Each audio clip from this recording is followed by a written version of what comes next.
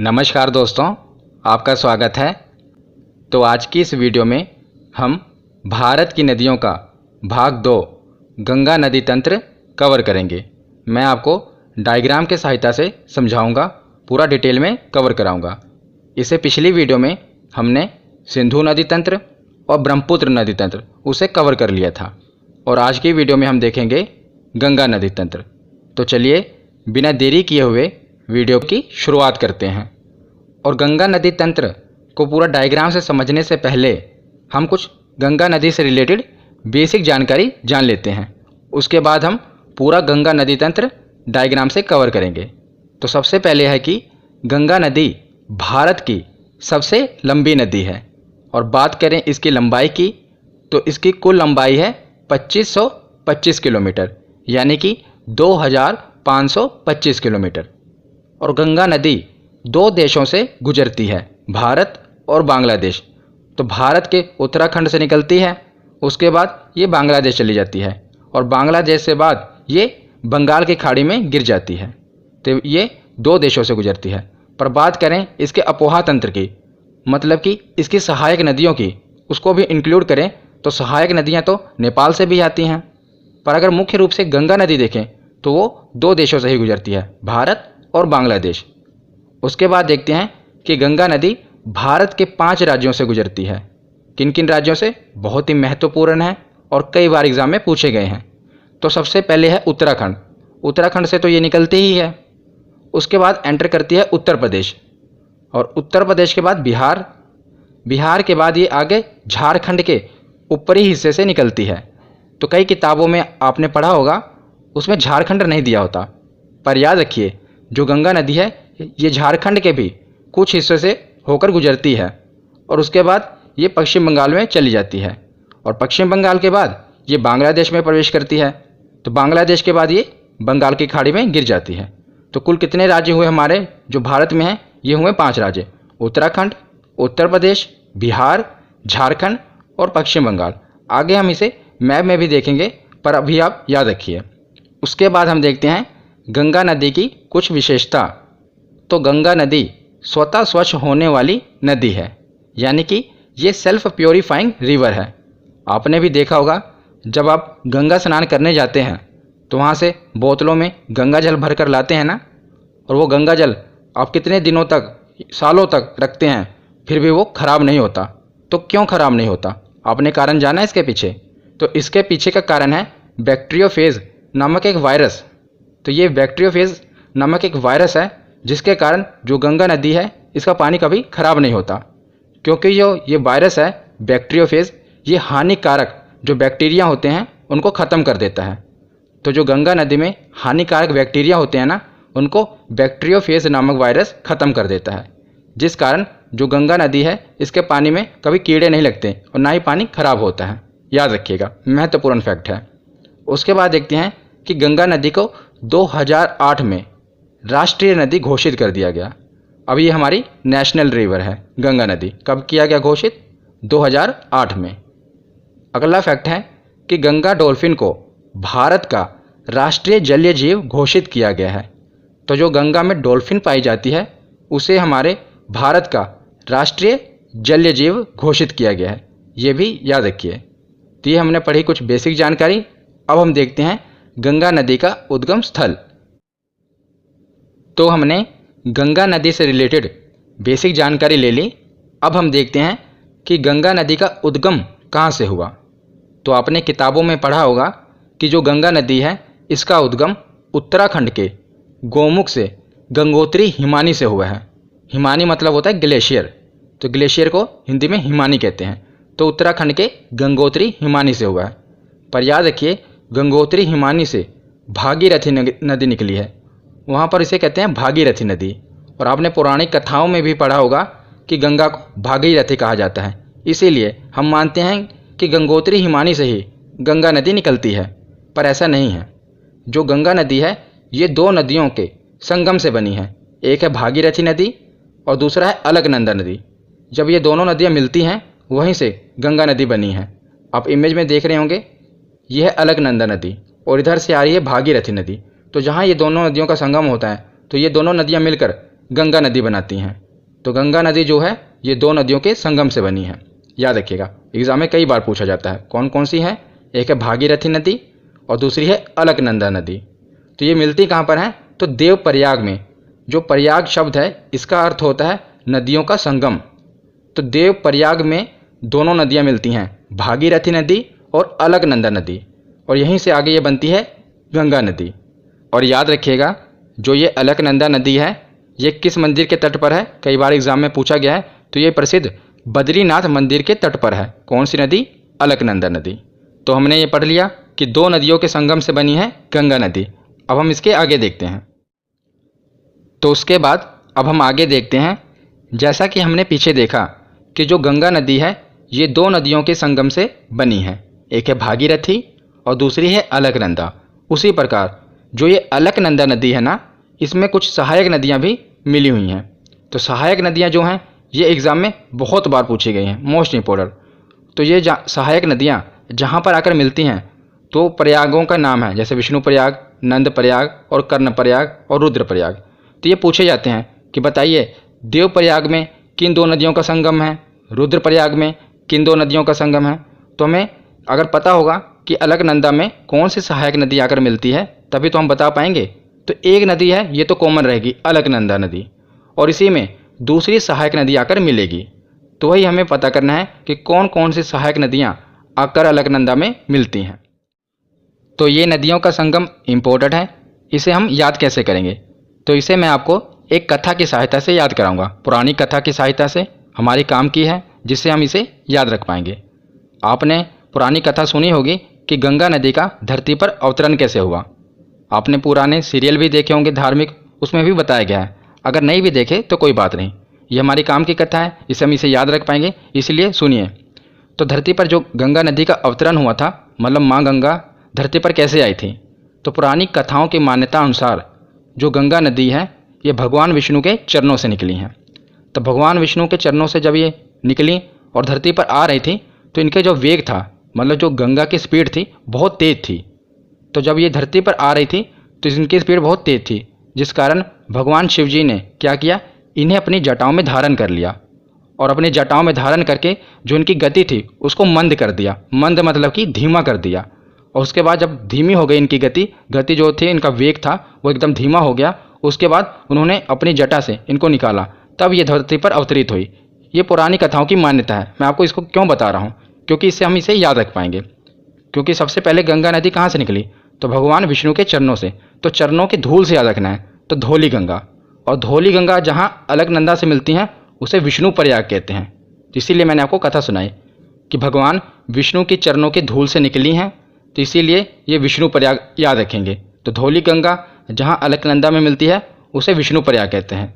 और दूसरा मैंने आपको बताया कि फिर जब वेग ज़्यादा था तो भगवान भोलेनाथ ने अपनी जटाओं में धारण कर लिया, तो वेग मंद पड़ गया। तो केदारनाथ मंदिर से एक नदी निकलती है, मंदाकिनी नदी। तो मंदाकिनी, इसे मंद से आप याद रखेंगे कि इसकी गति को भगवान भोलेनाथ ने मंद कर दिया था। और ये मिलती कहाँ पर है? तो रुद्रप्रयाग में। भगवान भोलेनाथ को रुद्र भी कहते हैं ना, तो रुद्रप्रयाग में मिलती है। तो इस कहानी से आपने ये दोनों नदियों को याद रख लिया। एक है धौली गंगा जो भगवान विष्णु के चरणों के धूल से निकलती है, इसीलिए ये विष्णु प्रयाग में आके मिलती है। और दूसरी है मंदाकिनी नदी जो भगवान केदारनाथ के मंदिर से निकलती है, भगवान भोलेनाथ के मंदिर से, और मिलती कहाँ पर है? रुद्रप्रयाग। तो रुद्रप्रयाग में अलकनंदा और मंदाकिनी मिलती है, और विष्णु प्रयाग में अलकनंदा और धौली गंगा मिलती है। पहले आप इसे डायग्राम में देख लीजिए, उसके बाद मैं दोबारा आपको बता दूंगा। तो ये दो नदियाँ हो गई। उसके बाद है एक नंदाकिनी नदी। ये कहाँ पर आगे मिलती है? तो नंद प्रयाग में। ये तो आसानी से याद रख लेंगे, नंदाकिनी नंद प्रयाग में मिलती है। इसमें एक नदी कॉमन रहेगी, अलकनंदा, और दूसरी नदियाँ इसमें आके मिलेंगी। एक ही नदी बची हमारी, पिंडार नदी, और ये मिलती है कर्ण प्रयाग में। तो ये 5 प्रयाग हो गए, विष्णु प्रयाग, नंद प्रयाग, कर्ण प्रयाग, रुद्र प्रयाग और देव प्रयाग। और हिंदू धर्म में इन 5 प्रयागों की बहुत मान्यता है, तो याद रखिएगा। और ये सभी उत्तराखंड में ही हैं। एक बार हम रिवीजन कर लेते हैं कि देव प्रयाग में तो 2 नदियाँ मिलती हैं, अलकनंदा और भागीरथी, और इन्हीं के संगम से आगे गंगा नदी बनती है। उसके बाद है विष्णु प्रयाग। तो अलकनंदा तो है ही है, और भगवान विष्णु के चरणों की धूल से निकली है, तो धौली गंगा। उसके बाद है नंद प्रयाग। अलकनंदा तो है ही, उसमें आएगी नंदाकिनी नदी, तो इसीलिए इसे नंदप्रयाग कहते हैं। उसके बाद है कर्णप्रयाग। कर्णप्रयाग में अलकनंदा और पिंडार नदी। उसके बाद है रुद्रप्रयाग। अलकनंदा और मंदाकिनी, भगवान भोलेनाथ ने गंगा के वे को मंद कर दिया था, जिससे आप याद रख लेंगे। तो ये पांचों प्रयाग, इसे आप आसानी से याद रख लेंगे। तो अब हमने पूरा देख लिया कि कैसे किन किन नदियों के संगम से गंगा नदी का निर्माण हुआ। अब यहाँ से ये गंगा नदी कहलाएगी देवप्रयाग से, इसके आगे इसे गंगा नदी कहेंगे। उससे पहले इसे गंगा नदी नहीं कहते थे, यहाँ पर भागीरथी कहते थे, यहाँ पर अलकनंदा कहते थे। पर जब ये दोनों का संगम हुआ तो इसे देवप्रयाग से गंगा नदी कहा जाने लगा। अब इसके बाद हम इसे आगे पढ़ेंगे। तो अब हम आगे देखते हैं। मैंने इस स्लाइड में पूरा गंगा नदी का अपोहा तंत्र, कौन कौन सी सहायक नदियाँ हैं, गंगा नदी कहाँ कहाँ से गुजरती है, सभी को एक ही स्लाइड में कवर किया है। बहुत मेहनत से मैंने ये पूरी स्लाइड बनाई है ताकि आपको याद रहे, और मेरी मेहनत तभी सफल होगी जब आप ध्यान से सुनेंगे और आपको समझ आएगा, और एग्ज़ाम में आपका क्वेश्चन गलत नहीं होगा जब इससे पूछा जाए, तभी मेरी मेहनत सफल होगी। तो चलिए ध्यान से सुनिए। तो सबसे पहले आपको क्या करना है, पूरा डायग्राम, आप घबराइए मत, मैं आपको समझाऊंगा, पूरा डायग्राम आपको समझाऊंगा। उसके बाद क्या करना है, जब ये वीडियो ख़त्म हो जाए, आपको पीडीएफ के सहारे नहीं रहना, आपको कॉपी पर जैसे मैंने ये डायग्राम बनाया है अपने हाथ से पूरा बनाना है। तो जब आप डायग्राम को बना लेंगे तो आपको रिवीजन हो जाएगी, और आपको ये डायग्राम कभी भूलेगा नहीं, और आपको पूरा गंगा नदी तंत्र याद रहेगा। तो चलिए देखते हैं। तो जैसा कि पीछे मैंने आपको बता दिया था, कहाँ तक, देवप्रयाग तक, कि दो नदियों का संगम हुआ था, उसकी सहायक नदियाँ भी मैंने आपको बता दी थी। तो देवप्रयाग के बाद ये गंगा नदी बनी। तो उसके बाद अब यहाँ से हम आगे देखेंगे, आगे पूरा कंटिन्यू करेंगे। तो देवप्रयाग के बाद क्या होता है कि जो गंगा नदी है आगे जाती है और हरिद्वार में, हरिद्वार इंपॉर्टेंट है। हरिद्वार आप गए भी होंगे गंगा स्नान करने। तो हरिद्वार क्यों इंपॉर्टेंट है कि सबसे पहले गंगा नदी जो है कहाँ पर मैदानी क्षेत्र में प्रवेश करती है, एग्जाम में पूछा जाता है। तो हरिद्वार में। इससे पहले क्या था, ये उत्तराखंड में पूरा पहाड़ी इलाका था, तो वहाँ से पर्वतों से, पहाड़ों से निकल रही थी। पर सबसे पहले ये मैदानी भाग में कहाँ प्रवेश करती है, तो ये हरिद्वार में सबसे पहले गंगा नदी मैदानी क्षेत्र में प्रवेश करती है। एग्जाम में पूछा जाता है, याद रखिएगा। या आगे मैं आपको बताऊंगा, अभी बस आप सुनते रहिए, आगे मैंने पीडीएफ में कवर किया है। तो बस इतना आप सुनिए कि सबसे पहले मैदानी भाग में ये कहाँ पर प्रवेश करती है गंगा नदी, तो हरिद्वार में। तो हरिद्वार तक हमने पूरा उत्तराखंड, ये पूरा ऊपर भी उत्तराखंड ही था, तो हरिद्वार तक हमने पूरा उत्तराखंड कवर कर लिया। इसके बाद क्या हुआ, जो गंगा नदी है आगे उत्तर प्रदेश में एंटर करती है, ये आप लाइन देख रहे हैं, यहाँ तक उत्तराखंड है। उसके बाद ये उत्तर प्रदेश में प्रवेश करती है। अब हम यहाँ देखते हैं, तो ये उत्तर प्रदेश में प्रवेश करती है। तो सबसे पहले उत्तराखंड से एक नदी निकलती है रामगंगा, ऊपर से आती है, और कन्नौज में, जो कि उत्तर प्रदेश में है, कन्नौज में ये गंगा नदी में आकर मिल जाती है। तो इसका संगम होता है रामगंगा का कन्नौज में, उत्तर प्रदेश में। तो पूछा जाता है कि सबसे पहली गंगा नदी की सहायक नदी कौन सी है, तो याद रखिएगा यह है रामगंगा। रामगंगा गंगा नदी की सबसे पहली सहायक नदी है। उससे पहले ये जो नदियाँ थीं, ये भले ही गंगा नदी की सहायक नदी थी, पर उस समय तक गंगा नदी का नाम गंगा नहीं था, ये भागीरथी और अलकनंदा कहला रही थी। पर देवप्रयाग के बाद इसका नाम गंगा पड़ा, और उसके बाद फिर सबसे पहले यही सहायक नदी आई, रामगंगा। इसीलिए याद रखिएगा रामगंगा इसकी सबसे पहली सहायक नदी है। और ये भी याद रखिएगा कि एग्ज़ाम में ये पूछा जाता है कि ये दाईं ओर से आ रही है या बाईं ओर से, तो ये आप क्लियर रखिएगा। गंगा नदी ऐसे आ रही है ना, इस तरफ जा रही है, तो दाईं ओर कौन सा होगा, तो ये होगा दाईं ओर, और ऊपर होगा बाईं ओर। याद रखिएगा ये राइट साइड है और ये लेफ्ट साइड है, आप अपने हिसाब से देखिएगा, ठीक है ना। तो कन्नौज में कौन सी नदी मिल रही है, रामगंगा नदी, और ये कहाँ से आ रही है, उत्तराखंड से, और ये गंगा नदी की सबसे पहली सहायक नदी है। तो उसके बाद क्या होता है, कन्नौज के बाद आगे गंगा नदी जाती है प्रयागराज में। प्रयागराज जिससे पहले इलाहाबाद कहा जाता था, और यहीं पर गंगा, जमुना और सरस्वती तीन नदियों का संगम होता है। कहाँ पर, प्रयागराज में। पर जो सरस्वती नदी है वो विलुप्त हो चुकी है, मतलब कि वो भूमिगत है, ऊपर नहीं दिखती। पर जो यमुना नदी है ये हम देखते हैं। तो यमुना नदी कहाँ से निकलती है, तो हमने देखा था गंगोत्री हिमानी, यहाँ से निकली थी भागीरथी नदी, उसी के बगल है यमुनोत्री हिमानी। तो उत्तराखंड के बंदरपूंछ में यमुनोत्री हिमनद से, हिमनद मतलब क्या होता है, मैंने आपको बताया था ग्लेशियर, इसी को हिमानी भी कहते हैं। तो यमुनोत्री हिमानी से निकलती है यमुना नदी। आसान है कि यमुनोत्री हिमानी से निकल रही है तो यमुना नदी है। तो गंगा नदी के समानांतर ये बहती हुई आती है, और क्या करती है, प्रयागराज में आकर गंगा नदी से मिल जाती है। और यमुना नदी को याद रखेगा कालिंदी नदी भी कहते हैं। एग्जाम में पूछा गया था कि किस नदी का अन्य नाम कालिंदी है, तो यमुना नदी को ही कालिंदी नदी कहा जाता है। आगे ये सब फैक्ट मैं आपको पीडीएफ में दोबारा बताऊंगा, अभी हम रिवीजन करेंगे, पर अभी आप बस सुनते रहिए। तो यमुना नदी को कालिंदी नदी भी कहते हैं। और ये निकलती कहाँ से है, तो यमुनोत्री हिमनद से निकलती है। और दूसरा फैक्ट ये है कि गंगा नदी की सबसे लंबी सहायक नदी कौन सी है, तो कौन सी है आप देख ही रहे होंगे, तो यह है यमुना नदी। ये सबसे लंबी सहायक नदी है गंगा नदी की। और आगे बढ़ने से पहले, गंगा नदी के आगे बढ़ने से पहले हम कुछ यमुना नदी के भी सहायक नदियाँ देख लेते हैं जो कि इम्पोर्टेंट हैं। तो यमुना नदी में सबसे पहले सहायक नदी आकर मिलती है चंबल, जो कि इंदौर से निकलती है। इंदौर कहाँ के, मध्य प्रदेश से। तो चंबल नदी आकर इसमें मिल जाती है। और चंबल नदी से याद रखना कि जो घड़ियाल हैं ये चंबल नदी में पाए जाते हैं। ये एक एग्जाम में पूछा गया था कि घड़ियाल किस नदी में पाए जाते हैं, तो याद रखिएगा चंबल नदी में घड़ियाल पाए जाते हैं। ये मगरमच्छ की तरह ही होते हैं घड़ियाल। तो ये चंबल नदी कहाँ से निकलती है, मध्य प्रदेश के इंदौर से, और यहाँ ऊपर आके यमुना नदी में मिल जाती है। और ये भी याद रखना कि जो ये चंबल नदी है ये यमुना नदी की सबसे बड़ी सहायक नदी है। जिस प्रकार यमुना नदी गंगा नदी की सबसे बड़ी सहायक नदी है, उसी प्रकार चंबल नदी यमुना नदी की सबसे बड़ी सहायक नदी है। उसके बाद दूसरी सहायक नदी है बेतवा। ये निकलती है विंध्य पर्वत मध्य प्रदेश से, और उसके बाद ये भी यमुना नदी में मिल जाती है। और तीसरी सहायक नदी है केन।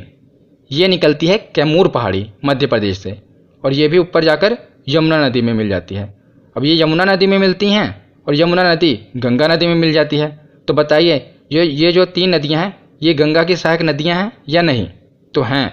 अगर ये यमुना की सहायक नदियां हैं तो बाद में यमुना भी तो गंगा में मिल जा रही है। इसका पानी यमुना में मिल रहा है और यमुना का पानी गंगा में मिल रहा है, तो ये यमुना और गंगा दोनों की सहायक नदियाँ हो जाएंगी, चंबल, बेतवा और केन।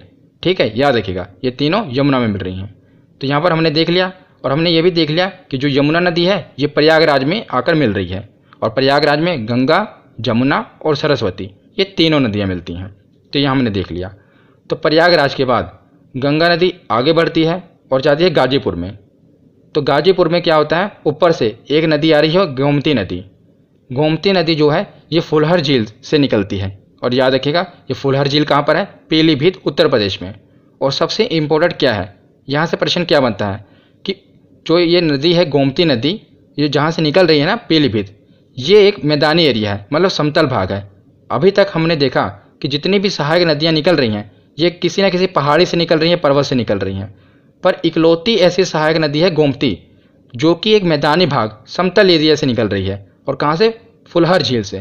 तो एग्जाम में एक प्रश्न बना था कि बताइए ऐसी कौन सी नदी है सहायक नदी जो गंगा में आकर मिलती है और एक समतल भाग से निकलती है।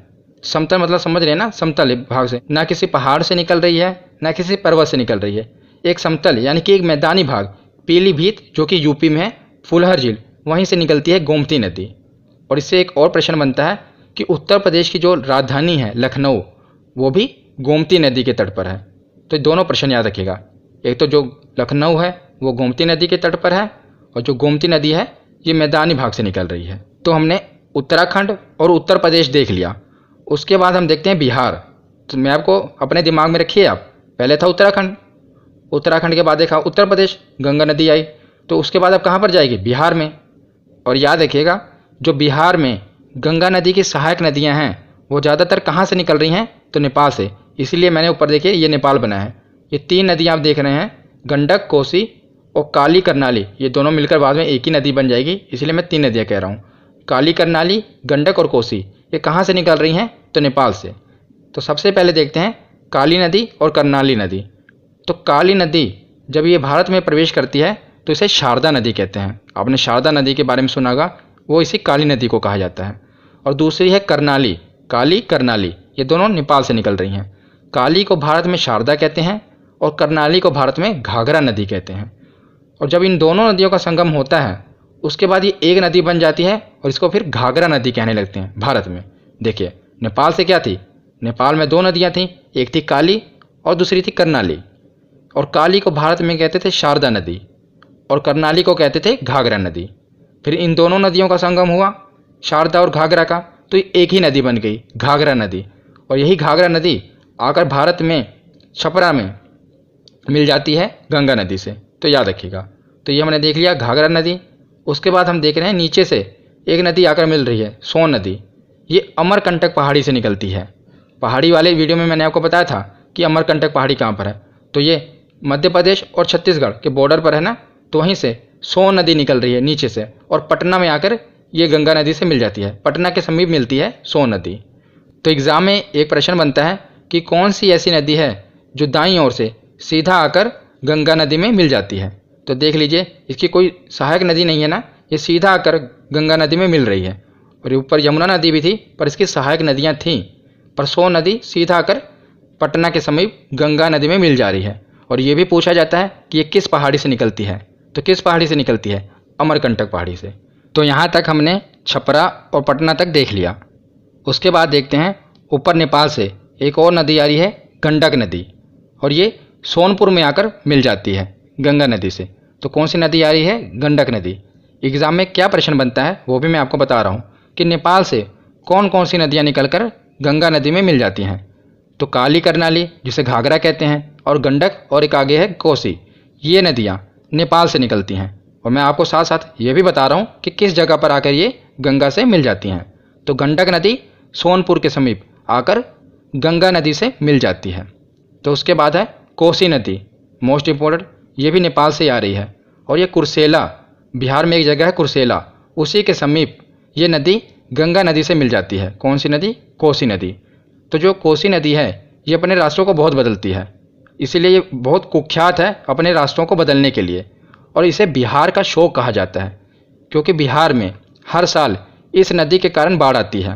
और ये नदी अपना रास्ता बदल लेती है ना। कभी मान लीजिए ये नदी पहले इस रास्ते से जा रही है और फिर उसके बाद पता लगा अचानक इस रास्ते से जाने लगी, तो जिस कारण क्या होता है, इस नदी के कारण बिहार में बहुत बाढ़ आती है।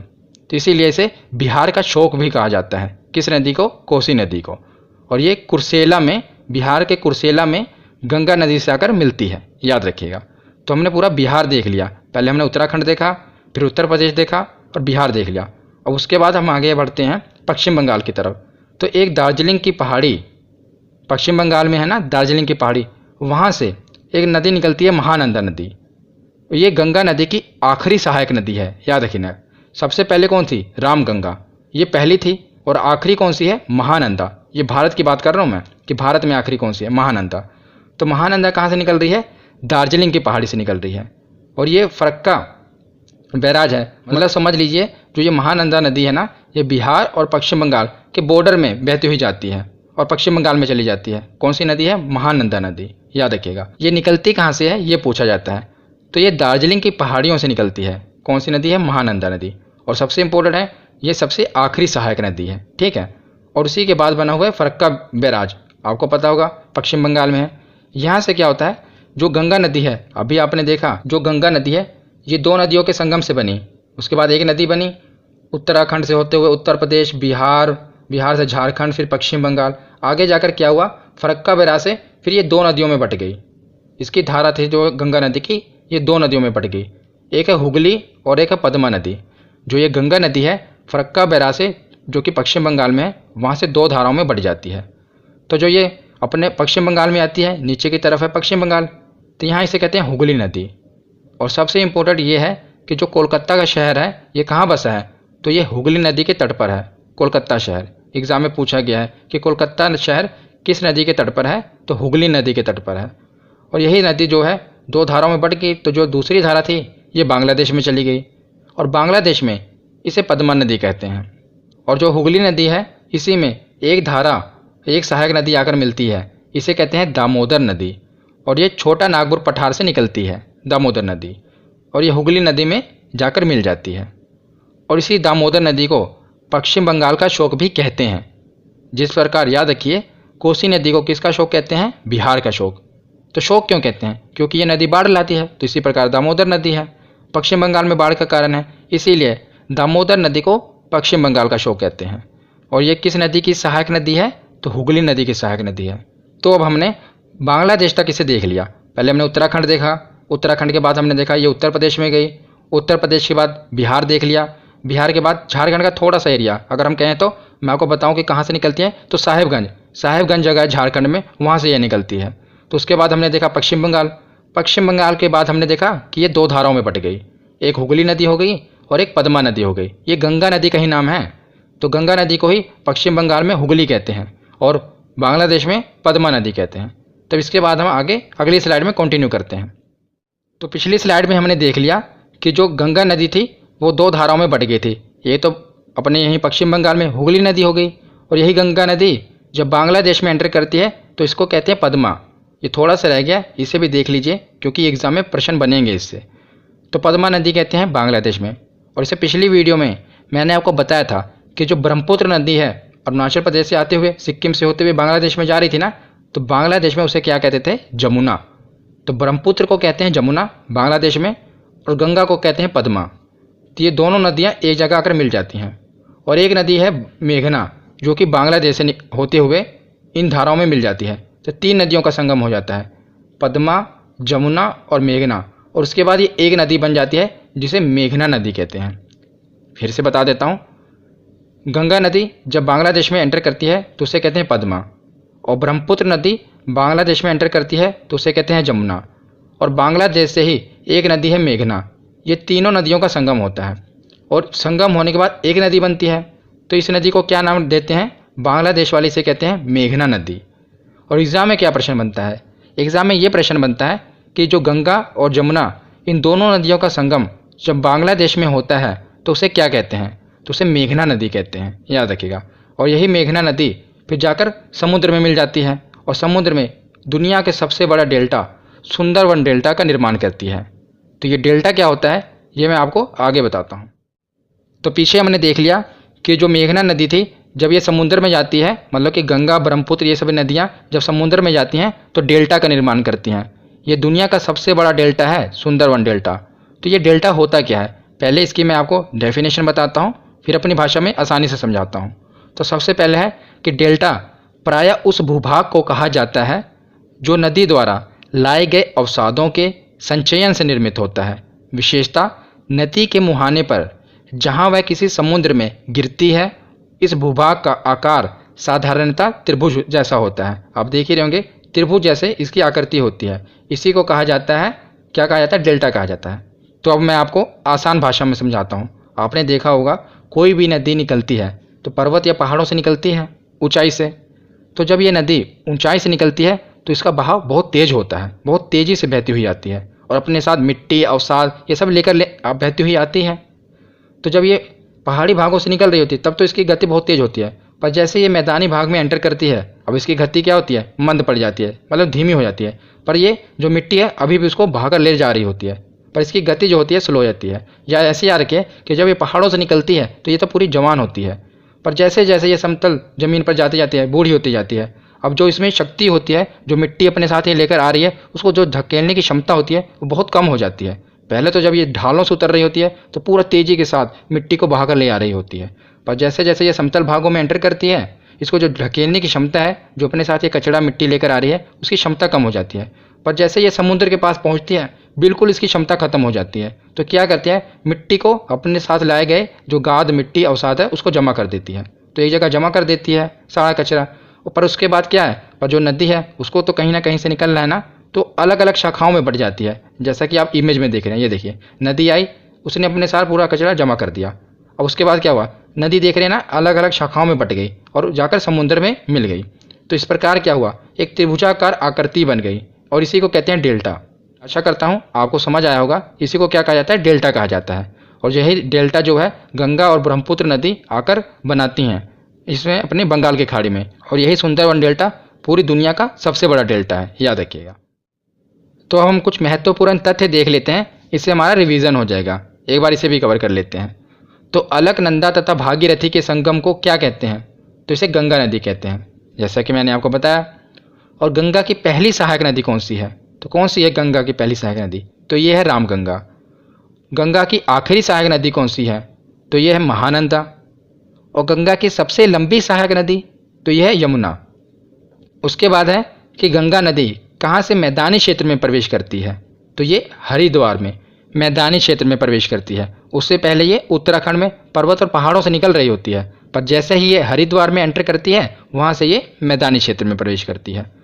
आगे है कि गंगा नदी के तट पर बसे प्रमुख शहर कौन कौन से हैं। तो सबसे पहले है प्रयागराज, प्रयागराज जिसे पहले इलाहाबाद कहा जाता था।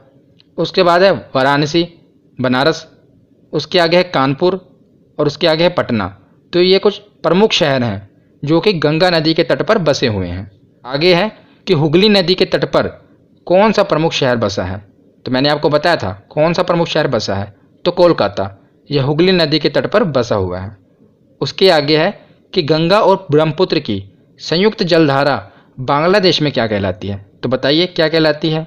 तो ये मेघना कहलाती है। गंगा को पद्मा कहते हैं, ब्रह्मपुत्र को जमुना कहते हैं, और जब ये दोनों धाराएं मिलती हैं तो उसे मेघना कहते हैं। याद रखिएगा। इसमें एक नदी और आकर मिलती है मेघना, उसी के कारण इसका नाम मेघना पड़ा है। पर ज़्यादातर यही प्रश्न पूछा जाता है कि गंगा और ब्रह्मपुत्र की संयुक्त जलधारा को क्या कहते हैं, तो मेघना कहते हैं। आगे है कि बिहार का शोक किस नदी को कहते हैं, तो कोसी नदी को।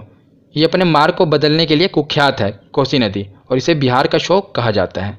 आगे है कि बंगाल का शोक किसे कहते हैं, तो दामोदर नदी को बंगाल का शोक कहते हैं। आगे है कि गंगा की सहायक नदी जिसका उद्गम स्थल मैदानी भाग है, तो गोमती नदी। मैंने आपको बताया था ना कि गोमती नदी ऐसी नदी है जिसका उद्गम स्थल मैदानी भाग है। तो यहाँ पर हमारा थ्योरी सेक्शन कंप्लीट होता है।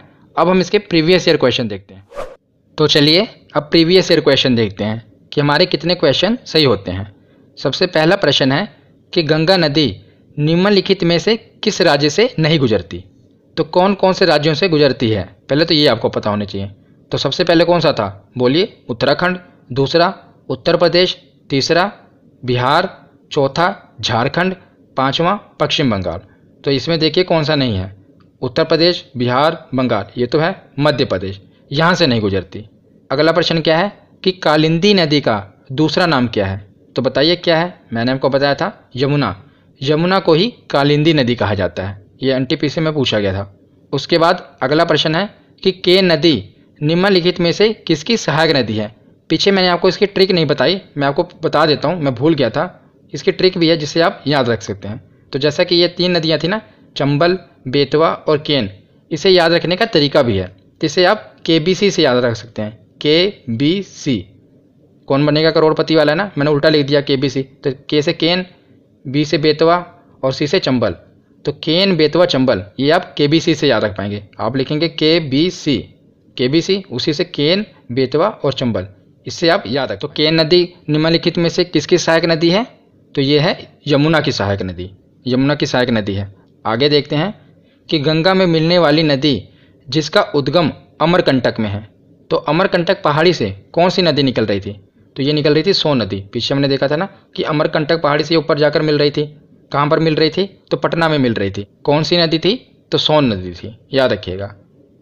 उसके बाद आगे देखते हैं कि अलकनंदा और धौली गंगा का संगम कहाँ होता है। तो धौली गंगा कहाँ से निकली थी, भगवान विष्णु भगवान के चरणों के धूल से निकली थी। तो विष्णु प्रयाग, तो विष्णु प्रयाग में इसका संगम होता है, अलकनंदा और धौली गंगा का, याद रखिएगा। उसके बाद अगला प्रश्न देखते हैं कि निम्नलिखित में से कौन सी नदी यमुना नदी में नहीं मिलती। तो बताइए कौन सी नहीं मिलती। हमने पढ़ा था KBC, केन, बेतवा, चंबल, ये तो मिलती हैं। बचा कौन सा, तो सोन नदी। ये यमुना नदी में नहीं मिलती, ये डायरेक्ट गंगा नदी में मिल जाती है, ठीक है ना। और कहाँ से निकलती है, अमरकंटक पहाड़ी से। अगला प्रश्न है कि अलकनंदा के साथ वह कौन सी नदी है जिसका संगम रुद्रप्रयाग में होता है। तो बताइए, रुद्रप्रयाग भगवान भोलेनाथ का दूसरा नाम है रुद्र। तो ये निकलती कहाँ, केदारनाथ से निकलती है और रुद्रप्रयाग में मिल जाती है। और भगवान भोलेनाथ ने क्या किया था, गति को मंद किया था। तो मंदाकिनी, याद रखिएगा कौन सी नदी है, मंदाकिनी नदी। ये अलकनंदा और मंदाकिनी नदी रुद्रप्रयाग में मिल जाती हैं। उसके बाद अगला प्रश्न है कि दामोदर नदी निकलती है, तो कहाँ से निकलती है। तो ये छोटा नागपुर पठार से निकलती है, मैंने आपको बताया था। और हुगली नदी की ये सहायक नदी है, दामोदर नदी, और इसे बंगाल का शोक भी कहा जाता है। उसके बाद अगला प्रश्न आ भी गया, देखो कि बंगाल का शोक किस नदी को कहा जाता है। तो मैंने आपको अभी बताया कौन सी नदी है, दामोदर नदी, इसे बंगाल का शोक कहा जाता है। अगला प्रश्न है कि बिहार का शोक किसे कहा जाता है। ये तो बहुत इंपॉर्टेंट है, किसको कहा जाता है, तो कोसी नदी को बिहार का शोक कहा जाता है। अगला प्रश्न है कि गंगा की सबसे लंबी सहायक नदी कौन सी है। तो बताइए कौन सी है जो गंगा की सबसे लंबी सहायक नदी है। तो ये थी यमुना। और बात करें यमुना की सबसे लंबी सहायक नदी तो वो कौन सी, वो चंबल थी। अगला प्रश्न है कि यमुना नदी का अन्य नाम क्या है। तो हमने पीछे देखा था ना कि कालिंदी नदी किसे कहते थे, तो यमुना नदी को कहते थे। उसी प्रकार यमुना नदी का अन्य नाम है कालिंदी। तो अगला प्रश्न देखते हैं, बस 2 ही प्रश्न बचे हैं कि गंगा नदी किस क्षेत्र से मैदानी भाग में प्रवेश करती है। तो कहाँ से प्रवेश करती है मैदानी भाग में, तो हरिद्वार से। उससे पहले ये पहाड़ पर्वतों से निकल रही होती है, पर मैदानी भाग में ये हरिद्वार से प्रवेश करती है। और लास्ट प्रश्न है कि गंगा नदी को बांग्लादेश में क्या कहा जाता है। तो क्या कहा जाता है, पद्मा। तो आज की ये वीडियो यहीं पर ख़त्म होती है। यहाँ पर हमारा पूरा गंगा नदी तंत्र कंप्लीट होता है। वो डायग्राम आप जरूर बना लेना। तो हमने पूरा गंगा नदी तंत्र कवर कर लिया, प्रीवियस ईयर के क्वेश्चन भी देख लिए। इससे नेक्स्ट वीडियो में हम जो नदियों का लास्ट वीडियो है प्रायद्वीपीय भारत की नदियाँ, उसे भी कवर कर लेंगे। तो हमारा पूरा भारत की नदियाँ कंप्लीट हो जाएगा। तो धन्यवाद।